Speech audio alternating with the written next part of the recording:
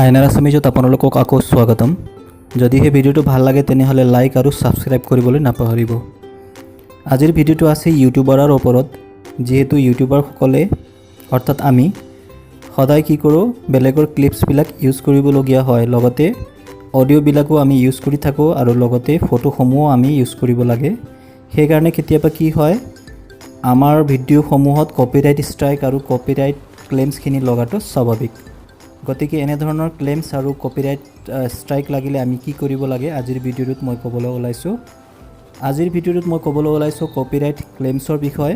যে কপিৰাইট ক্লেইমছখিনি লাগিলে আমি অতি সহজে নিজৰ মোবাইলৰ যদিহে আমি কপিৰাইট ক্লেইমছখিনি আঁতৰাব নোৱাৰোঁ তেনেহ'লে আমাৰ মনিটাইজেশ্যন ক্ষেত্ৰত প্ৰব্লেম হয় আৰু আমি ভিডিঅ' বনোৱাৰ কোনো ভেলু নাথাকে, অৰ্থাৎ আমি সেই ভিডিঅ'টোৰ পৰা কোনো পইচা অৰ্জন কৰিব নোৱাৰোঁ।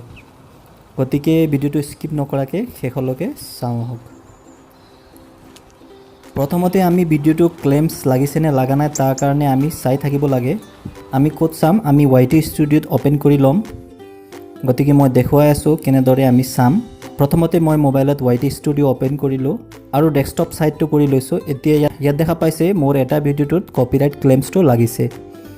গতিকে মই চি ডিটেইলছত ক্লিক কৰিলোঁ। চি ডিটেইলছত ক্লিক কৰাৰ লগে লগে মই গম পাইছোঁ যে মোৰ ভিডিঅ'টোৰ ইন স্ক্ৰীনৰ যিটো মিউজিক আছিলে সেই মিউজিকৰ ওপৰত লাগিছে। গতিকে মই ইয়াতে চিলেক্ট একশ্যনত মই ক্লিক কৰিম। চিলেক্ট একশ্যনৰ লগত ক্লিক কৰাৰ লগে লগে মই মোৰ এই ক্লিপছটোক কাটিবও পাৰোঁ, ট্ৰিম কৰিবও পাৰোঁ আৰু সেইখিনি যিটো ছংগৰ ওপৰত লাগিছে সেই ছংটো মই ৰিপ্লেচ কৰিবও পাৰোঁ, লগতে মিউট কৰিবও পাৰোঁ। মই যিহেতু প্ৰব্লেমটো ফিউচাৰতো বিচৰা নাই সেইকাৰণে মই ট্ৰিম কৰি পেলাইছোঁ। যিহেতু মোৰ ইন স্ক্ৰীন আছিলে, কোনো ধৰণৰ ভিডিঅ' ইয়াত নাই, সেইকাৰণে মই ট্ৰিম কৰি পেলাইছোঁ।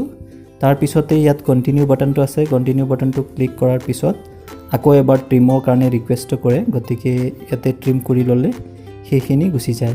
এতিয়া কপিৰাইট ক্লেইমছটো আঁতৰি গৈছেনে যোৱা নাই তাৰ কাৰণে আকৌ YT ষ্টুডিঅ' অ'পেন কৰিম। এতিয়া দেখা পাইছে সেই ভিডিঅ'টোত বৰ্তমান কোনো ধৰণৰ ষ্ট্ৰাইক আৰু কোনো ধৰণৰ ক্লেইমছখিনি নাই। গতিকে ঠিক এনেদৰে আপোনালোকেও নিজৰ ভিডিঅ'টোত যদি কপিৰাইট ষ্ট্ৰাইক বা কপিৰাইট ক্লেইমছখিনি লাগি যায় তেনেহ'লে এনেদৰে আঁতৰাব পাৰে।